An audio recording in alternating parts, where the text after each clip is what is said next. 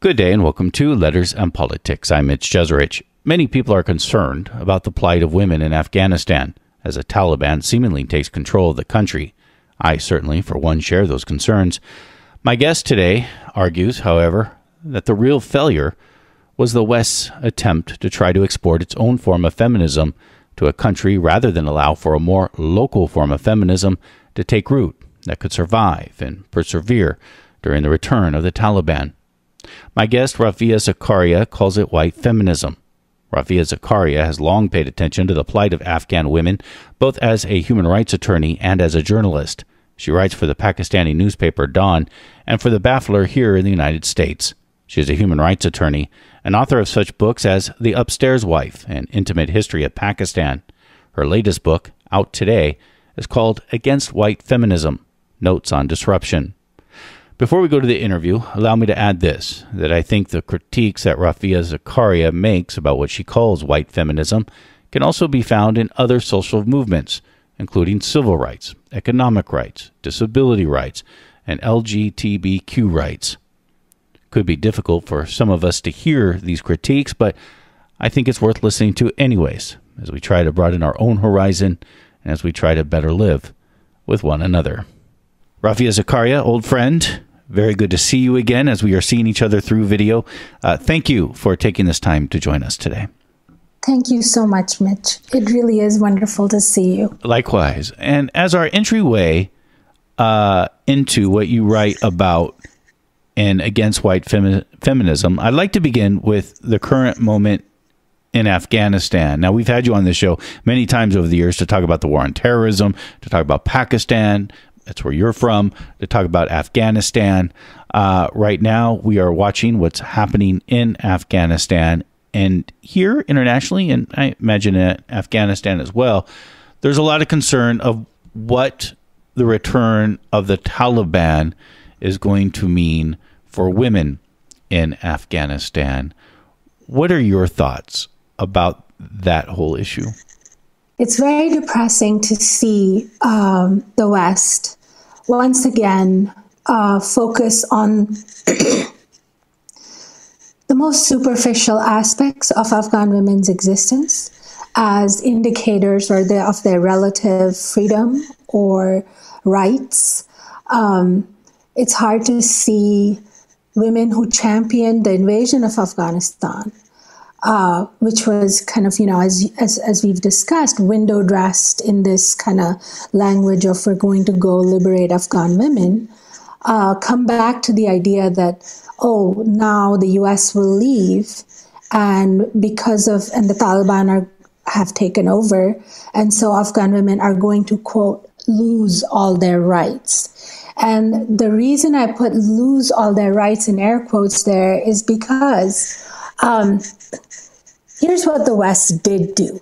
When the U.S. NATO were getting ready to bomb Afghanistan, there was this idea that if we go in, we are going to save Afghan women. And the way that played out was that despite the fact that women's, local indigenous Afghan women organizations had made demands for peace rather than intervention and invasion, went in, bombed the heck out of Afghanistan, and killed Afghan women, Afghan men, Afghan kids. And then as a way to kind of put a moral gloss on what they did, they said, okay, we're here to build schools. We're here for health centers. We're here to build women's shelters. And they essentially just flooded the NGO sector in Afghanistan with money. Now, what that did was, first of all, it destroyed any possibility of indigenous Afghan feminists holding their own, right? Because you've got now millions of dollars, that USAID is ready to give you. So are you going to stay with the hard scrabble little NGO that you were running out of your side room? Are you going to go? So they did that, and they created this false impression, this fake sham of rights, where the kind of trappings of women's progress were there. So you had schools, they were constructed. You had shelters, they had been constructed. You had seminars on women's participation in politics being held in Kabul and in the other big cities. But behind that was nothing. And by nothing, I mean that, even a closer look at how the money was being spent would show you this. A couple of years ago, the Special Inspector General had what I would have thought would have been an earth-shattering report that showed that $400 million were spent to allegedly train 75,000 Afghan women in job skills. And they found that only 2 Afghan women had actually benefited from this whole structure that was created. And, and then in other cases, when the metrics didn't work, so, schools, right? Education, girls' education was America's big thing that if the colonial, the British colonists were about the railroads, America was about these girls' schools.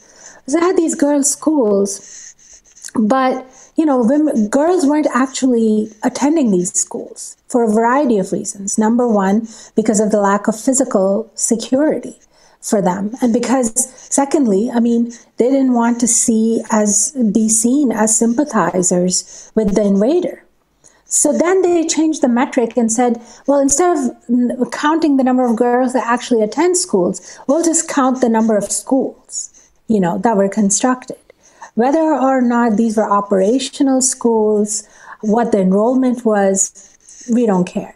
The point being is that this entire sham was created so what I call the white feminist industrial complex could maintain moral superiority, in that, here we are, benevolent American women going out, bringing all these good things to women in Afghanistan, and intellectual superiority, in that these people don't, even know what's good for them. You have to tell them that.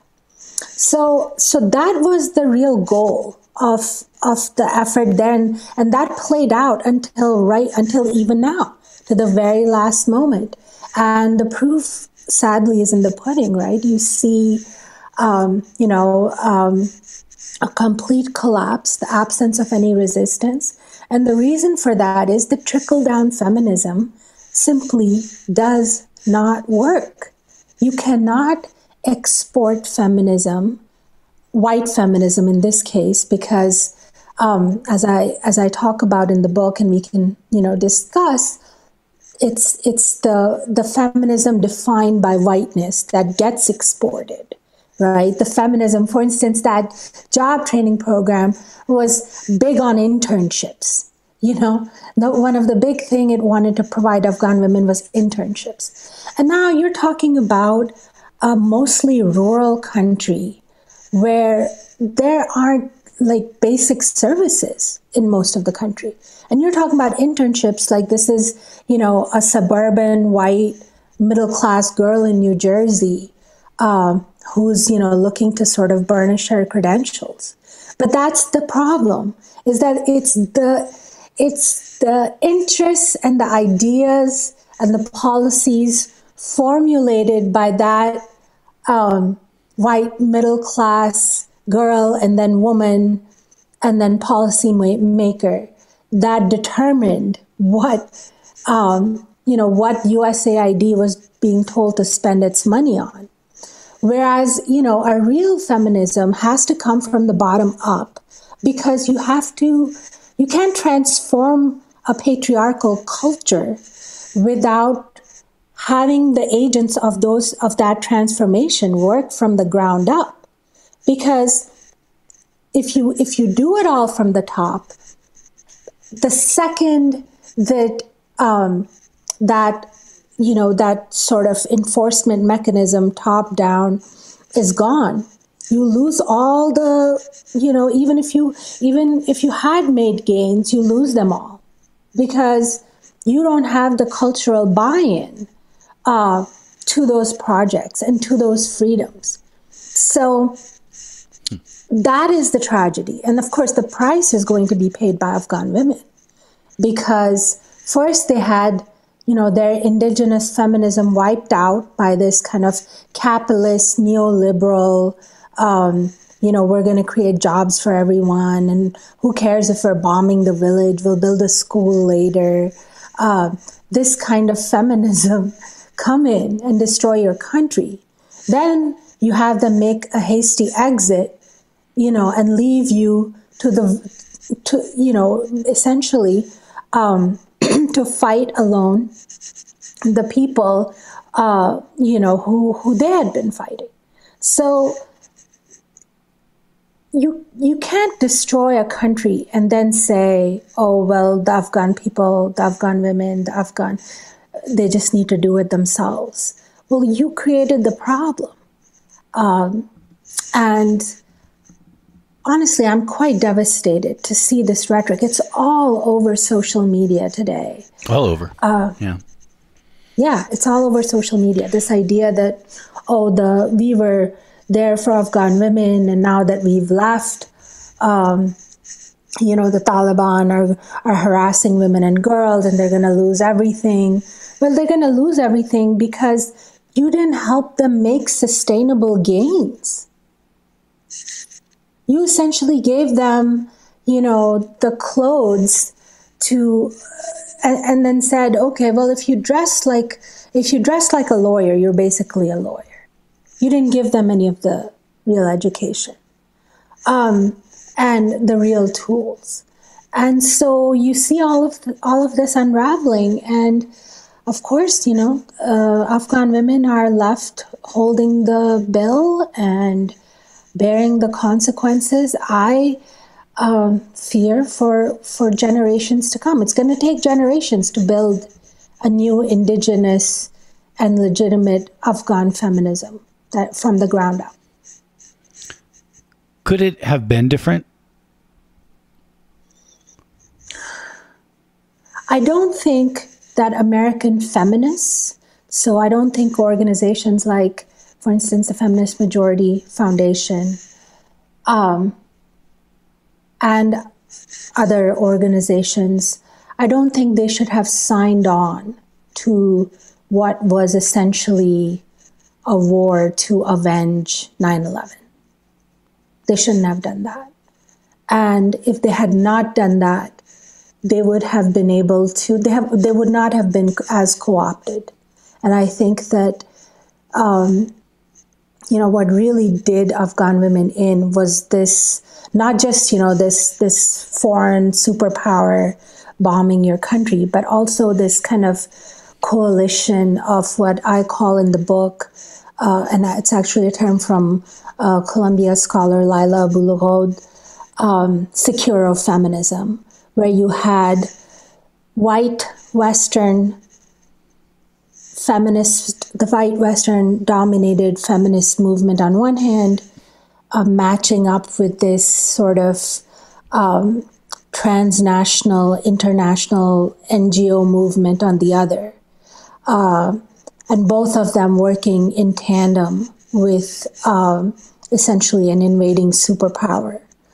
I think that the fact that those bits of the puzzle were no longer independent, could no longer really function. They were so co-opted that they couldn't function as a check on what the Americans or U.S. NATO were doing in the country. And because they couldn't function as a check, there were no checks. So. That's interesting to think about. And it's interesting, as I was preparing for our conversation, and you begin your book. Actually, I'm going to add one little thing that I think I want to emphasize, is that, look, anytime, and that includes feminism within the U.S., right?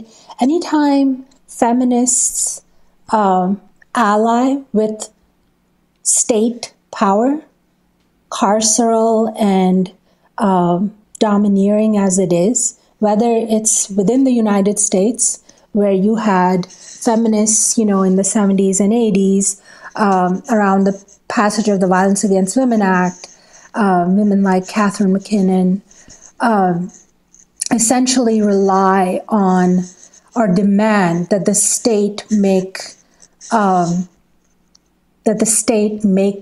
America safe for women, right?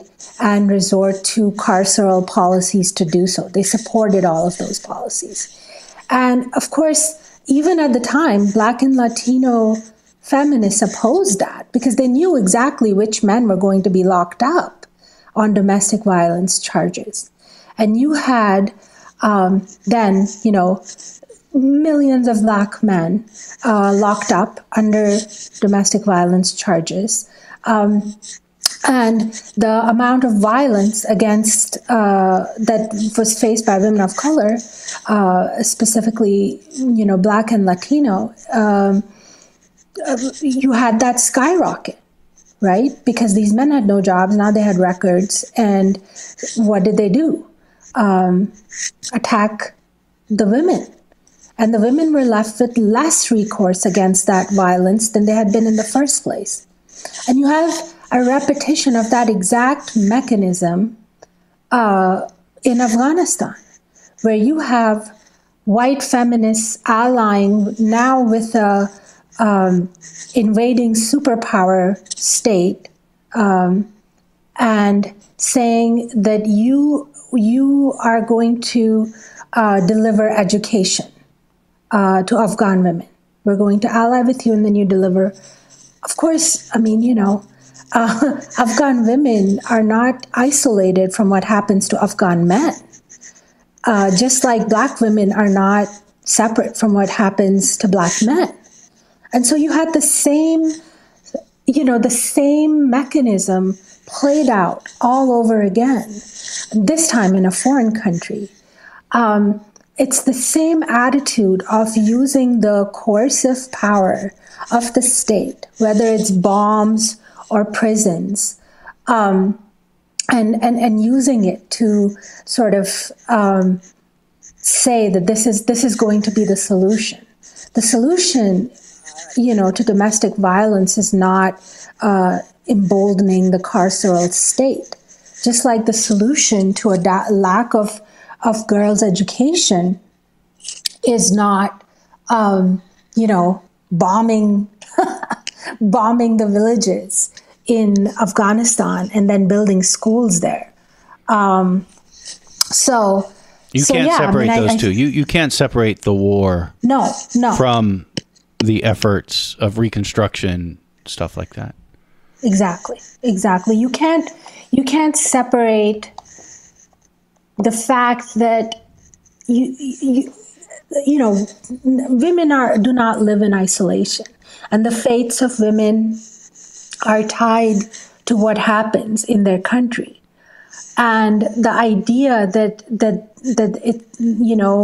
Black women aren't affected by the mass incarceration, it's the same sort of ridiculous and lethal premise as the idea that Afghan women and their ability to get an education and their freedom to get an education is not affected by, the imprisoning and killings and of Afghan men. This is Letters and Politics, and we are in conversation with Rafia Zakaria. Rafia Zakaria's new book is out today. It's what we're in conversation about. It's called Against White Feminism, Notes on Disruption. Rafia Zakaria, you begin your book early on by diving into history And there's an example that I thought I couldn't help but see the comparisons to what's happening now in Afghanistan, with, of course, obvious differences. But that was British imperialism in India, the British suffragette movement in India to try to get women the right to vote in India, and India's independence movement that was happening at the same time. Can you lay that out for me, how that all worked? Yes. So, the peak of the British went into India and were there for 200 years, right?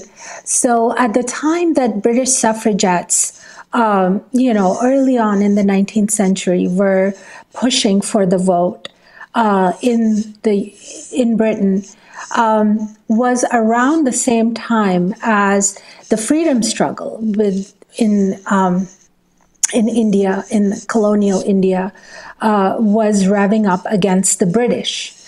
And the history of what happened and how Indian women were told to conceptualize their freedom is very instructive because, well, first of all, there's this constant myth that, until white women went to India with their ideas about women's independence and the vote, etc., that Indian women had no clue about what was what independence or freedom was, or what, how to stop the gender crimes taking place in their own society. And when the truth was is that India was full of women's organizations. They predated they were taking place and meeting and involved in things like putting out literary journals, having conferences, long before the suffragettes arrived, in the beginning of the 19th century. And so what you have is this bizarre little exchange or dialogue that took place between the suffragettes, who were telling Indian women that they should pursue the vote. That the British had won it, the British women had won it, and now they were here in Bombay to teach Indian women how to also lobby for the vote. And this went on, and they kept pushing, and they formed an organization, and they had trouble finding Indian women to be co-founders of this organization. I mean, this is an effort to be able to vote within the framework of the British Empire and the imperial rule. Yeah. Yeah, this was the effort to do that. And Indian women told them exactly that, is that, look, we don't want to be equal to brown men, because brown men are, like us, enslaved to the white man. What we want you to do is to leave India altogether, so that we can then start and have our independent nations with full vote for women. So we're not interested in the suffragette struggle or replicating it here, because we don't want to be equal to brown men. And because the brown man doesn't have rights under your, colonial framework. And so we would rather keep up with our anti-colonial struggle and then insist that we have full voting rights when we win independence from the British than to, take part in this kind of sham. I mean, you're right. That's that there's a reason why it is so similar to what we see now, is that we in Afghanistan, is that so we don't want these sham sorts of rights where we would suddenly have the vote, but we would all still be under the British Empire and be dictated by London as to what to do. And so that's the story. Eventually, they did find, and it's the same thing that you see in Afghanistan, right? Is that if you find, just like the Americans, the British had these sort of middlemen, people who directly benefited from the colonial presence, who were always willing to kind of say their line, repeat the line. And so they eventually did find Indian women who would be part of this suffragette organization that they were setting up. But the ridiculous thing was this organization went and then it came up with proposals. The proposals went to London, and the prime minister at the time, the British prime minister at the time, just shut them down. And they said, oh no, we won't even let you have these sham rights. But of course at that time, the anti-colonial struggle was picking up, and eventually, the British did have the anniversary was this past weekend, did have to leave India.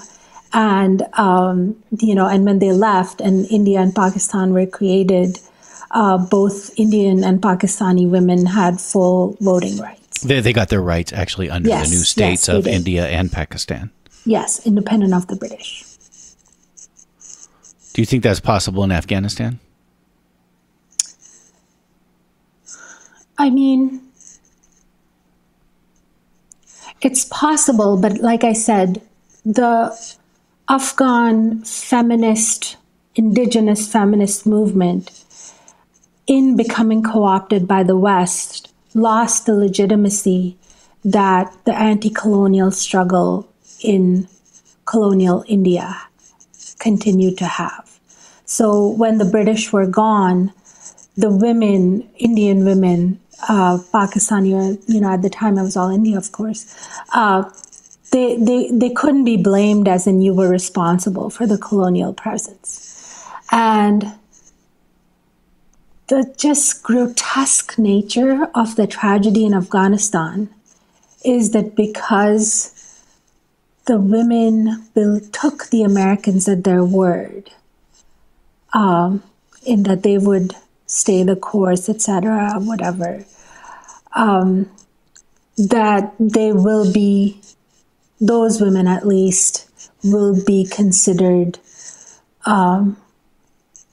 they will be considered having been co-opted by the neo-colonial presence in Afghanistan. You pay a lot of attention to this region of the world. Is today's Taliban the same Taliban of 20 years ago? I mean, there's no Mullah Omar. There's plenty of mullahs in the Taliban, undoubtedly. All of these countries, Afghanistan included, have crises of authenticity, right? That happen when you have 250 some years of colonialism blow out this huge hole in your history. The idea is the politics of Pakistan, of Afghanistan, even of India, are dominated by kind of reclaiming independence, reclaiming sovereignty. And those are going to be the politics of the Taliban, is a reclamation of Afghan sovereignty. Now, which they obviously rightly felt was something that was not, that just did not exist during the 20-year U.S. occupation. So the question is going to be how Afghan women can frame their road ahead and their right to education, for instance, within the framework of that sovereignty. I think it's possible, and I do think that given some time, Afghan women will be able to do that. I do think that enough women have been educated. There are enough young women in Afghanistan, and they say that they were never, they don't say that they wanted the U.S. to stay, they say that they want their schools to stay open. And those are two different things. And I think that perhaps now the Taliban, who are less interested as they were perhaps in the old days, as you know, were at that point much more of kind of a revolutionary force rather than a governing force. I feel that there is the potential that they are more interested now in being a governing force. And being a governing force, of course, means that you have to actually get the people to like you, not just be afraid of you. And so there's hope that perhaps things will not be as bad, in that at least all the women-only educational institutions will be permitted to stay open. I think that if the U.S. had invested less in forcing white feminism down the throats of Afghans and invested more in Muslim feminism, for instance, which is a growing movement in many Muslim countries, if they had done that, then that would have had far more staying power, in that it would have equipped more Afghan women to have an argument against the Taliban, in that this, what you're saying, is not Islamic and therefore wrong. Islam gives women freedom to get an education, freedom to pursue their hopes and dreams, decide who they want to marry, when they want to marry, have a public role. The Prophet Muhammad's Rasulullah's first wife, was a businesswoman with a public role. So I think that Afghan women would have had, if there had been the kind of investment that there was in these kind of sham structures, if that investment had been done in providing Afghan women with that sort of education provided by Muslim women scholars, many of whom live here in the U.S., I think that would have been a more durable and sustainable form of feminism. But there are very valid and strong arguments for women's freedom within Islam being made by Muslim feminist scholars, and I think that they can bolster the position of Afghan women against the Taliban.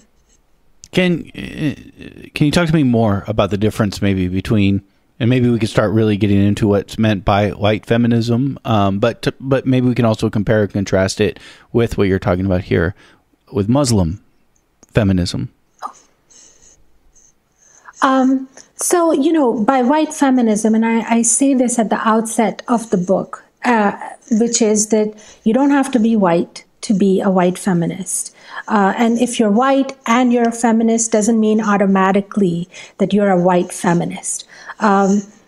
White feminism refers very specifically to the refusal to acknowledge the role that racial privilege attached to whiteness has essentially played in making the white woman's concerns the supreme concerns of feminism as a whole, right?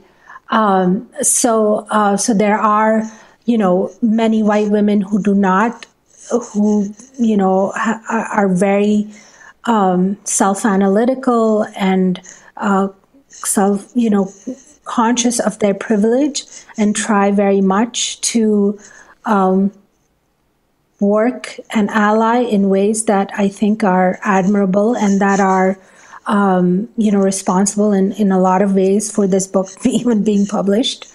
But it is this framework of racial privilege that has enabled white women to silence everybody else, and essentially have whiteness become synonymous with feminism, to the extent that, if I as a Muslim woman want to say that I'm a feminist, I have to kind of take on a sort of performance of whiteness, in that I have to show that I have the same sorts of goals that white women might have. Like, I want to break the glass ceiling and be the girl boss and, sort of perform it in various ways that I talk about, like and sexual liberation is one of them. I'm definitely very much pro-sexual liberation, sex positive, but I'm not for the performance of sexual empowerment as being the sum total of feminism, right? And I see that as a very white woman's sort of feminism is the one in which that, and the reason is that, for instance, Sex and the City, right? There are no Black women in Sex and the City. In fact, Black women's sexuality in the United States is considered threatening. And Black girls in schools, are punished far more for many more times for dress code violations than are white girls. So essentially, it's, the idea of empowerment that's presented through these shows, through this kind of performance of sexual liberation, is very much modeled after the white woman. And such that it has become synonymous as so if I'm a Muslim woman and I want to show that I am a feminist, if I want to be included in those ranks within the white and Western world, I should talk a lot about who I like to sleep with, what I like to do, perform my sexual liberation in this very pushy, visible way, because then, then I might be included within the ranks of feminists. But if I'm not doing that, if I'm keeping those views to myself, then I'm questionable. Because the assumption is that Islam can never be feminist because Muslim women are not performing sexual liberation in the same way as white women do, such that it's become a demand. And I think that those, I'm for everything except the performance. So it's not that there should be less sex education, that there should be less writing about it, or any kind of abridgment. But I am against this sort of requirement that has been placed, where if you're not doing it, if you're not performing it in prescribed ways, if you don't think Sex and the City was the best show ever, you are not a feminist. Tell me about, and compare and contrast, rebellion and resilience. And I say that, and you say rebellion is something that is very much prized within white feminism, and you make an argument that something that should be also valued is resilience. Yeah, I came to that distinction because of what it does and does not make visible, right? So if your framework is rebellion, and visible rebellion in the public sphere, then you can automatically exclude, for instance, all the strong women in my family who've played a tremendous role in, making me who I am. My mother, for instance, fought everybody and learned how to drive and drove me to a school that was very far away, so that I could get an excellent education. My grandmother, who, sent a lot of daughters to foreign countries because, migration ravaged our family as it does many others for reasons of survival. So, but those women, in my view, are feminists because they showed the power of survival and the power of leaving a legacy of strength. They weren't necessarily overthrowing the whole system, but they were creating the incremental changes that allow for the system to be questioned. So it's not that rebellion is wrong and resilience is right. It's that they're both right, that we have to recognize both. But if we have, if our sole framework is rebellion, then the only Muslim women we're ever going to value are the ones that, leave Islam, leave their culture, leave this, leave that, and want nothing to do with it. And what I'm saying is that they both have their roles. I'm obviously a rebel, but I'm a rebel who stands on the shoulders of so many resilient women who showed me what strength was and all the many ways in which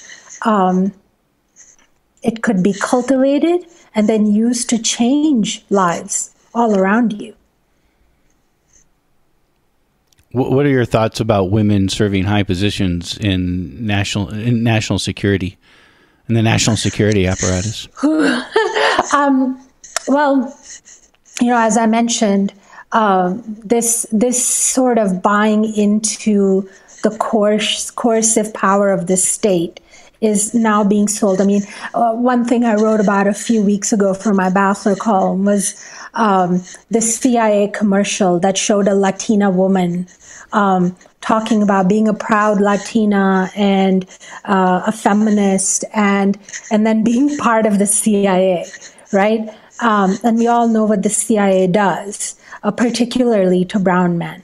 And so, and has done in Latin America, for instance. But so the point that was being made by that commercial is you can become a part of the carceral state, and then we'll acknowledge you as legitimately present in America. So this securo feminism, where women are told that if they help the government catch terrorists, in the case of Muslim women, securo feminism has meant that. It has meant the fact that you're going to help in countering violent extremism programs without ever, for instance, questioning that these programs are all operate on the assumption that terrorists are always brown and Muslim, and not white males from Indiana or Nebraska or wherever. So I see a real problem with that. Just as I see a problem with the feminism that supports carceral solutions and mass incarceration, so too do I see a huge problem with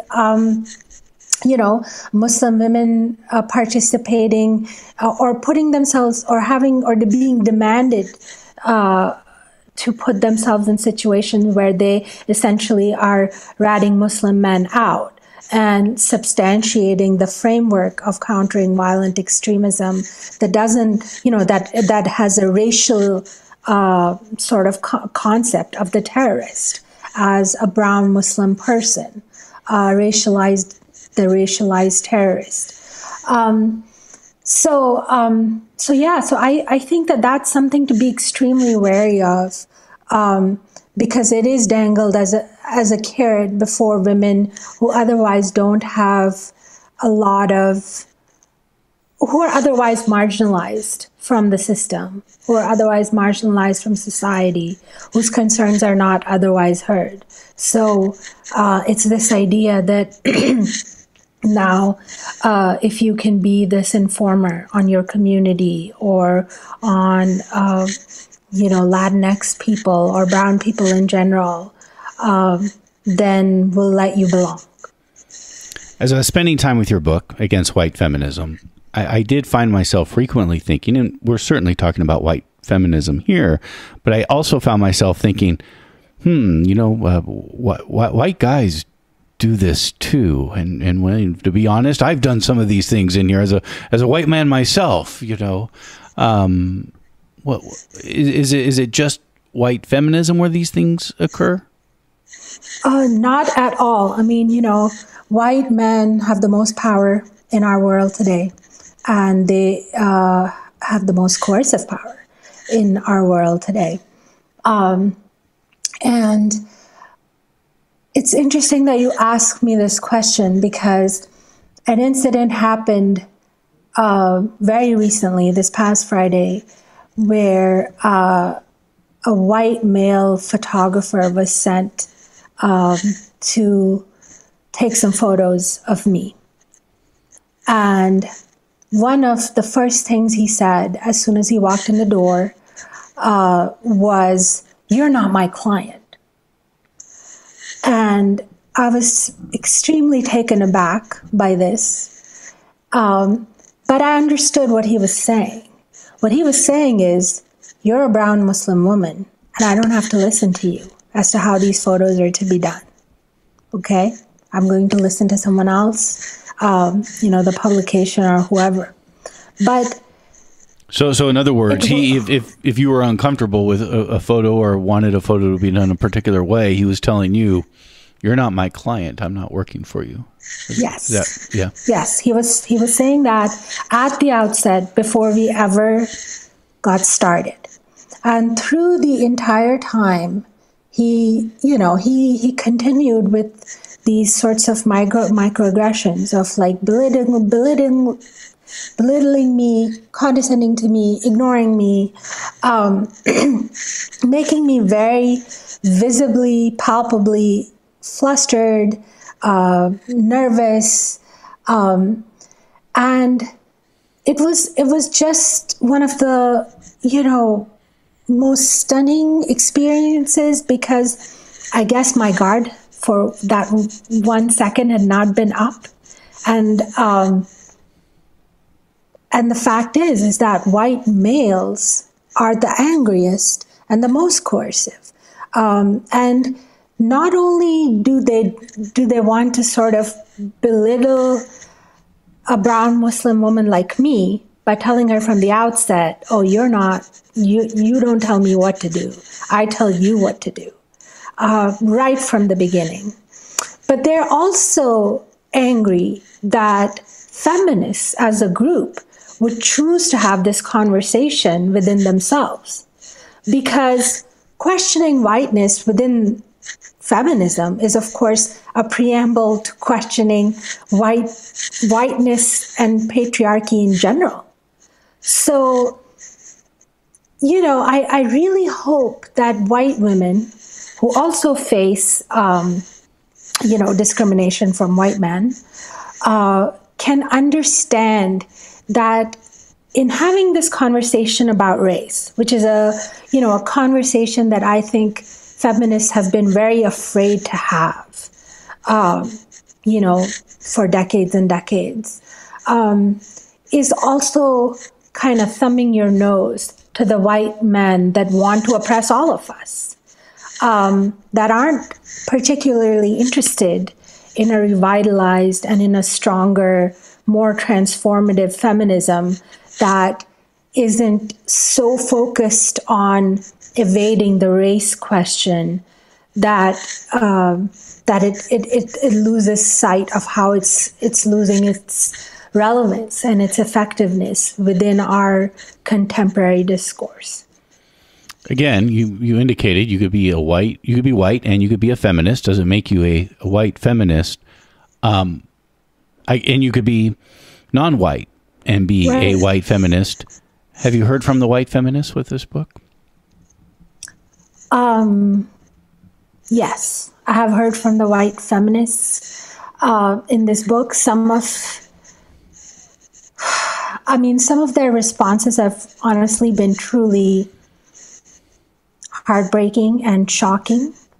Not least because they've not always happened in that, we have to kind of let go of this assumption that, when a white feminist, I'm sure there'll be vocal and explicit oppositions to my book as well.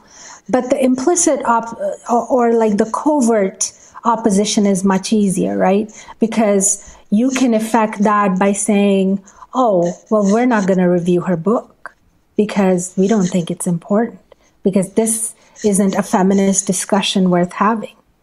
And, the whole bunch of us, white feminists who all blurb each other's books, are definitely not going to include her in our little club of blurbing each other's books and promoting each other because, she's calling us out and our power out. And a lot of that has happened. It's been very difficult, honestly, and very dispiriting because some of the people who have done it are feminists who I have looked up to and whose betrayal is deeper than just, you didn't like my book. It just makes me,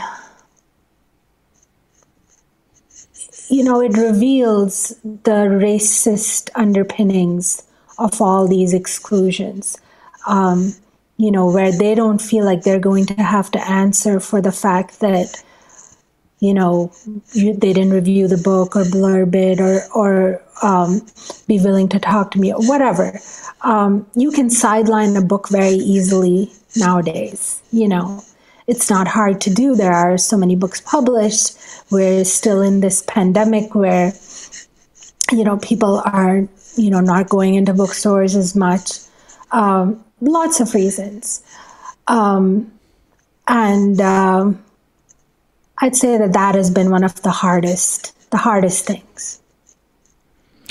Rafia Zakaria, thank you. You're welcome. Rafia Zakaria has been our guest. Again, Rafia Zakaria's new book is out today. It's called Against White Feminism, Notes on Disruption. You can also read her columns, both at Dawn, which is a newspaper in Pakistan, and also The Baffler in the United States.